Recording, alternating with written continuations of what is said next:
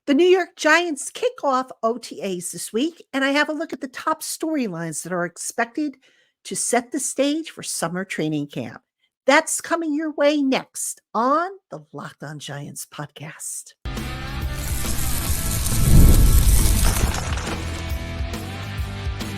You are Locked On Giants, your daily New York Giants podcast, part of the Locked On Podcast Network, your team every day. Today's episode of the Locked On Giants podcast is brought to you by FanDuel. Make every moment more. Right now, new customers get $150 in bonus bets with any winning $5 bet. Visit FanDuel.com/LockedOn today. Hello, New York Giant fans, and welcome to another edition of the Locked On Giants podcast, part of the Locked On Podcast family, your team every day. I'm your host, Patricia Traina, P-Train, credentialed member of the New York Giants media for Locked On, as well as for the New York Giants team page over on the Fan Nation Network, part of SI.com. You can find the work at SI.com/NFL/Giants. And a special welcome on in, as always, to my Blue Crew community members, to my everydayers, to my newcomers, and everybody in between. Thank you for spending part of your day with us here on the Locked On Giants podcast. And on today's show, the OTAs kick off on Monday, May 20th. So there's going to be a bunch of storylines that are sure to unfold during the next several weeks leading into the mandatory mini camp, which is coming up in mid-June. So I'm going to go over some of the top storylines that I expect to unfold and kind of give you a take on, how I see them playing out. Now, keep in mind, the OTAs are voluntary. The only mandatory part of this upcoming phase 3 is the mandatory minicamp. There is no contact in these particular practices that are coming up. The media is not going to be allowed in to see every single OTA. I think we're only allowed in to see OTAs 3, 6, and 9. So every third OTA, and only 2 of the 3-day mandatory minicamp. But I will be there for all that, God willing. And I, of course, will have reports for you. The first OTA that the media will be allowed in is going to be on Thursday. So that's a look at what's coming up. But let's look at the particular storylines. And I've identified roughly 8 storylines that I'll go through with you. And let's just go ahead and kick it off, shall we? All right. I think the first thing we obviously have to talk about is quarterback Daniel Jones's status. Now, Jones, as we all know, recovering from the ACL tear. Jones has been working out with the team. He's been, photographed, videoed by the team participating in phase 2, which is the on-field work. So he's been able to do some stuff. Now, the question with Jones is how much, if any, is he going to be able to do in phase 3 when the offense goes against the defense? Now, even though it is a camp in which there is no contact, not that the quarterbacks would have to worry about contact, even if there was contact allowed, but there's going to have to be some kind of a balance. And by that, I mean, head coach Brian Daboll, when he was asked about Jones and Jones's participation or anticipated participation in the third phase of the OTAs, Daboll took a wait and see approach. So my guess is that while Jones is indeed making progress in his rehab from the ACL, I don't think he's going to do all the team drills in the OTAs. And even if he wasn't, fully, even if he was cleared, I think the Giants, they still want to get Drew Lock some snaps in the team drills because, if Jones, for whatever reason, is not ready for the start of the season, Drew Lock is going to step in. All right. Now, there's no true competition between the two of them, but it's a matter of getting Drew Lock up to speed just in case they need him. And also letting Daniel Jones continue to work on strengthening his knee. He doesn't have to be ready until opening day. So there's still some time, a lot of time for him to continue working on strengthening his knee. He's probably going to want to do everything he can possibly do, but the trainers will probably have to hold him back from pushing things. So we'll see how Jones not only looks at the minicamp, I'm sorry, at the OTAs and the mandatory minicamp, but how much is he actually going to be able to do? That's going to tell us a lot about where he is in his rehab. Okay, the next big storyline for the OTAs and mandatory minicamp is the offensive line configuration. Now, we all want to know, what's that offensive line going to look like? Is it going to be improved? How does Carmen Brasillo teach? All those good questions. All right, now, the thing with the offensive line, obviously, as is the case with the defensive line, is until the pads go on, we will not know for sure how good or how bad this unit really is. All right. We have to see the pads, we have to see hitting.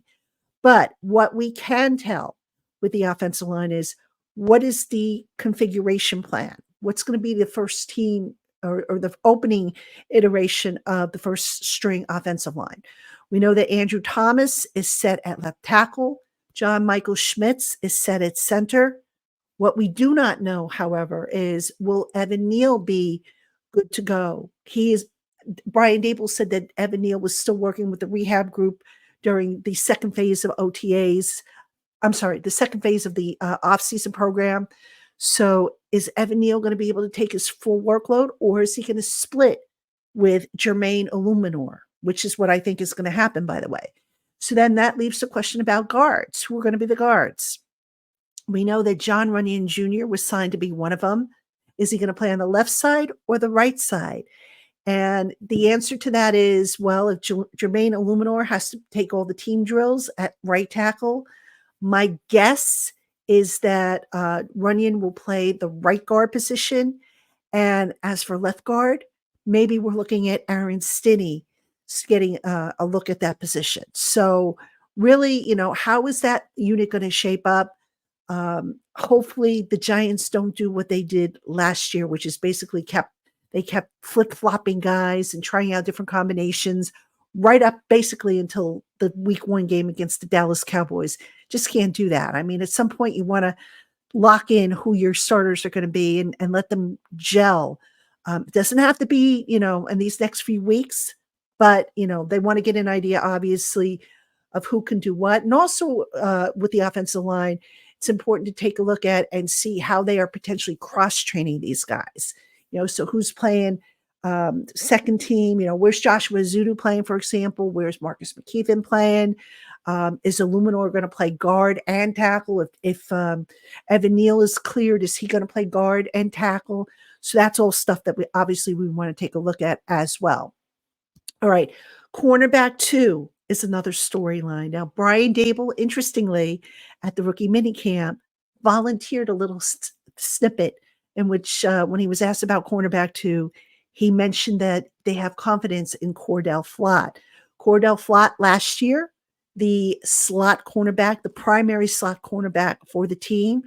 But you look at the plan, what the Giants did, they drafted Andrew Phillips out of Kentucky in the 3rd round. Andrew Phillips projected to be the new primary slot cornerback, which means Cordell Flott is going to get pushed probably to be the incumbent at cornerback 2. The question with Cordell Flott is, can he hold up to the physical demands of the position, particularly the run defense aspect of it? So that's all stuff that, we will find out, not necessarily in the spring, but as we move on throughout the summer. But Cordell Flott probably going to open up as the cornerback 2 opposite of Deonte Banks to start things off. All right, coming up next, we have some more storylines we're going to take a look at ahead of the start of OTA's mandatory minicamp that set the stage for summer training camp. So please hang around. We'll be right back. Hey, Giant fans, it's winner take all time in the NBA and NHL, and FanDuel is giving you a shot to bring home a big win of your own. If you're like me and you like the New York Rangers odds as they pursue the Stanley Cup Finals, you'll want to be part of the action. Right now, when you sign up for an account with FanDuel, you will get $150 in bonus bets with any winning $5 bet. That's $150 to bet on spreads, money lines, player props, and more. Visit FanDuel.com/lockedon today and make every playoff shot count. FanDuel, America's #1 sportsbook. All right, everybody, welcome back to the Locked On Giants podcast. I'm your host, Patricia Traina, and we are continuing 5 days a week, New York Giants coverage. We have various topics we're going to cover. And then we're going to go into our summer schedule starting in mid-June. So a lot of stuff before we have to get to that. But appreciate you, as always, for spending time with us here on the Locked On Giants podcast. Let's continue our look at some of the OTA storylines, things that we'll be keeping an eye on that are going to set the stage for training camp. And we're going to take a look at the new, what I call the new Batman and Robin. Now, I'm of course talking about Kayvon Thibodeau and Brian Burns, the new pass rushing duo for the New York Giants, who actually are going to team up with Dexter Lawrence to form that three-headed monster, something the Giants really haven't had in a number of years. They haven't really had that three-headed monster that basically forces opposing teams to pick their poison. So, what I'm curious to see is just kind of how those guys are deployed. Now, defensive coordinator Shane Bowen is a firm believer, obviously, in not blitzing as much as maybe as Wink Martindale did. Wink Martindale was very heavy on the blitz. Bowen is more about getting home with the front seven. So I don't know how many looks we're going to necessarily see in the practices, but I'm curious to take a look at how they're deployed, if there's stunts and twists that they look to do. And, look, it's not going to be, we're not going to be able to tell the effectiveness of whatever it is Bowen does do, because again, no contact in these practices. So the offensive linemen can't really get at these guys as far as, blocking them and pushing them around and whatnot. But we can take a look at how they're deployed and, that chemistry that Thibodeau and Burns have been building up since the start of the offseason. So that's something we definitely want to take a look at in these next few practices. All right. This is a big one, in my opinion, and one that's not being talked about enough. But who is calling plays on the offensive side of the ball? All right. Now, Brian Dable at the end of last year kind of left the door open to, the possibility that he may take over the play calling. So meanwhile, you had interest in Mike Kafka from other teams during the recent head coaching cycle hiring. Kafka did not get a head coaching job, as we know.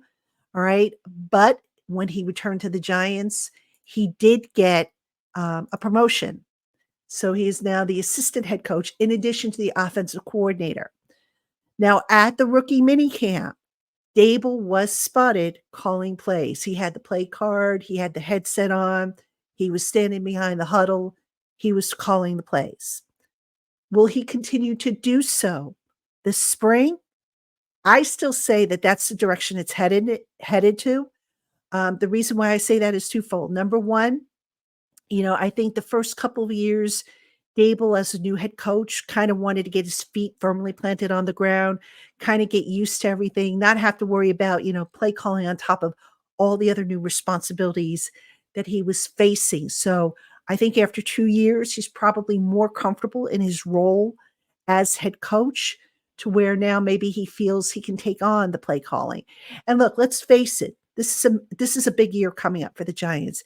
They have got to improve, particularly on offense. They've got Malik Neighbors, who, is going to add some firepower to that offense. They added Theo Johnson, the tight end, Tyrone Tracy Jr., Dante Miller. So they've added weapons to that offense, and they need for that offense to get out of being, in the bottom third of the league to maybe being like in the middle part of the league, or if not top 10. All right. So this is a big, big year. And I just think all signs are pointing to Dable taking on the play calling. It's not necessarily a reflection of Mike Kafka and the job he's done the last 2 years, but the signs are all there. Again, the promotion to assistant head coach for Kafka. We still don't know yet what his game day responsibilities are going to be, if they're going to change, which they might very well. He might get some different responsibilities. But certainly that's a question to be asked later on as we get a little closer to the preseason games. We'll find out and see what that entails. So play caller is going to be a big one, obviously. All right. What else? Will Darren Waller have finally reached a decision? Right now, Darren Waller has been, I don't want to say dragging his feet, but he's been taking his time as to whether or not he's going to retire or he's going to come back. I still say that Waller is going to retire. I still say that the plan all along was to wait until after June 1st, which is when the Giants can gain over $11 million in cap savings, therefore saving them the trouble of having to restructure contracts. Right now, according to Over the Cap, the Giants have something like 1.9 million in cap space. That is the lowest amount amongst all 32 teams, which means, ladies and gentlemen, that if Waller does come back, they're going to have to restructure contracts. All right. Andrew Thomas's deal will probably need to be restructured. I'm guessing maybe Bobby Okereke's deal will need to be restructured. I don't think they want to have to do that if they don't have to. So Waller retires, they get over 11 million in savings. Yes, they would have to spread out, the dead money. Some of it would hit this year and the balance next year. But you know what? If they get that 11 million, now they don't have to worry about restructuring contracts for the time being. They can put it off till they absolutely need to do it, which means they should have enough to get them through the summer and a good chunk of the season ahead. So Waller, the decision I think is coming just after the mandatory minicamp. I think that's when it'll probably be known. I suspect the Giants have an idea what he's going to do. I mean, look, all the signs are pointing to him calling it quits, but who knows? Maybe he has a change of heart, and then the question becomes: what did the Giants do? Do they keep him? Do they cut him?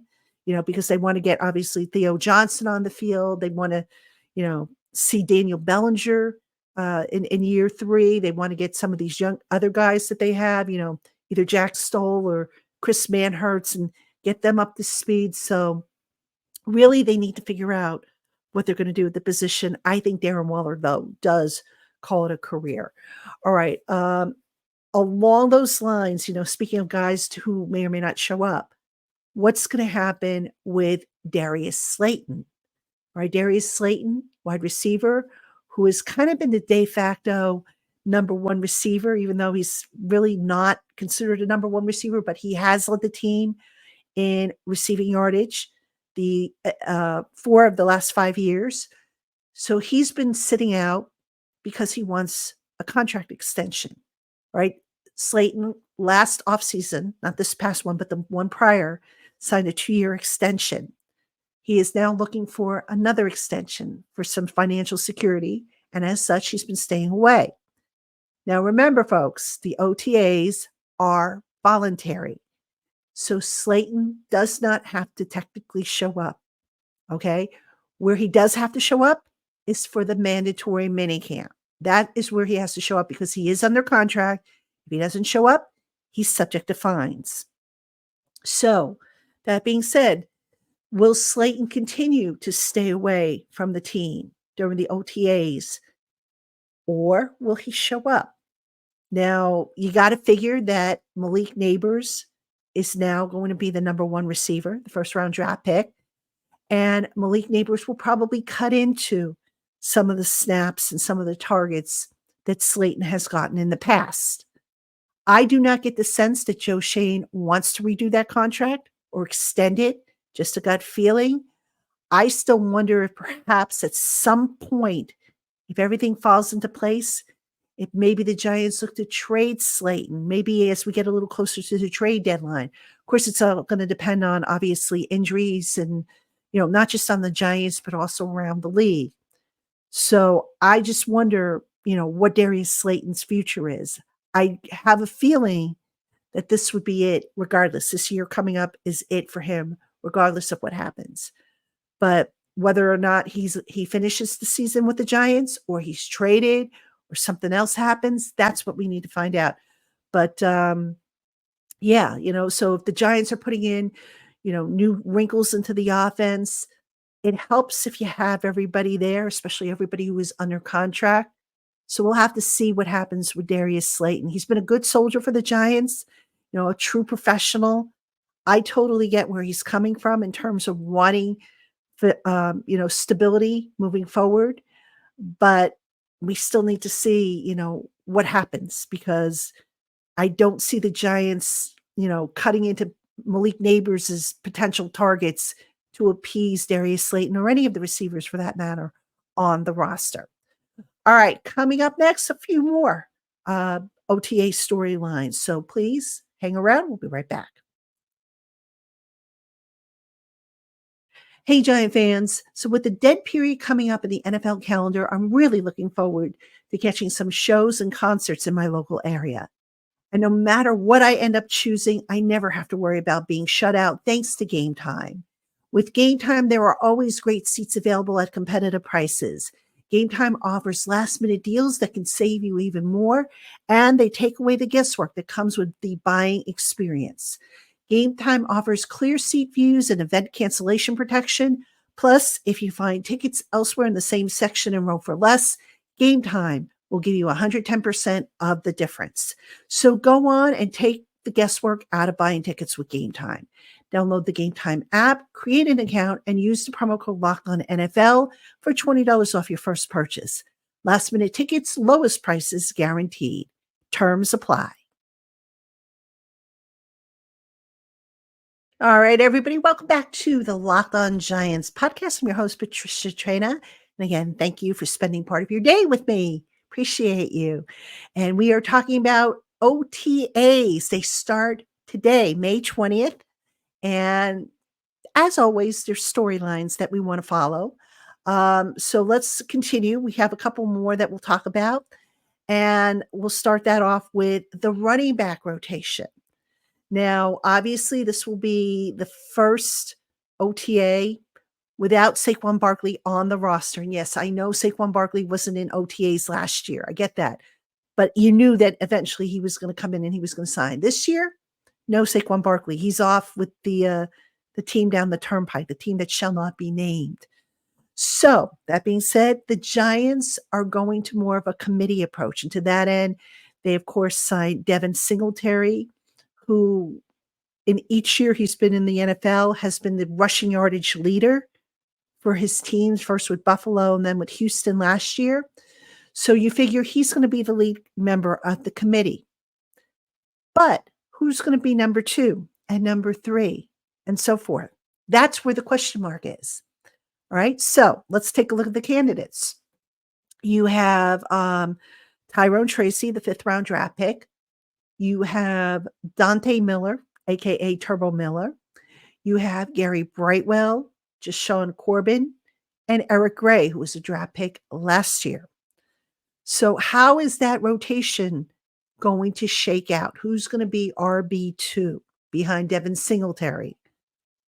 My guess, and this is a very, very early guess because obviously you have to see how these guys do with Pass Pro, which is generally the ticket for these guys getting on the field. But my guess is going to be keep an eye on the 2 rookies, Dante Miller and Tyrone Tracy Jr.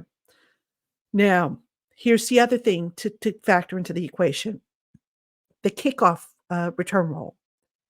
Will the Giants say, okay, you know what? We're going to put, let's say, for example, Tyrone Tracy on kickoff returns. Make him our preliminary top kickoff return guy. If they do that, does that affect his role on offense any? Because sometimes, if a guy becomes, like part of a core special teams, his role on offense or defense, whatever his position is reduced. I don't think in this instance that'll be the case, but it's certainly something to keep an eye on.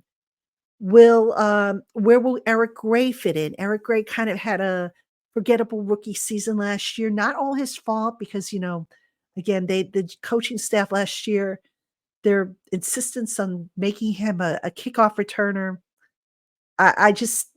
it wasn't a fit, and I just didn't get the decision. So I think Eric Gray will probably be safe. Obviously, Tyrone Tracy will make the roster if healthy. Will it be Dante Miller, though, beating out, say, for example, Gary Brightwell? Brightwell has been primarily a special teams contributor. So is his number up? What about Jashawn Corbin, who was added, as an emergency addition last year when injuries started popping up? I don't know that he makes it, but that's all stuff the coaches are going to sort out with these practices. Which guys are ready, and how is that depth chart going to eventually stack up? Now, Brian Dable, of course, will say, well, we don't really have a depth chart.